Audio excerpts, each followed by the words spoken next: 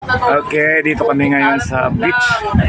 Dito sa may Batangas. Yan o, yan. Dito kami sa may tawag dito Matabungkay. Matabungkay po kami. Ayan, ganda o.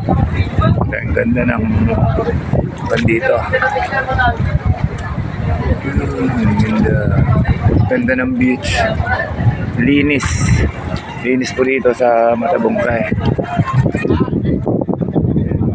Dami nagtapunta tao. May mga rides na mapanood yan. Banana boat. Banana boat yan.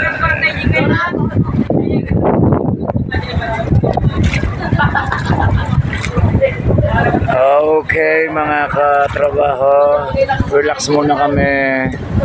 Relax muna, mamaya ulit.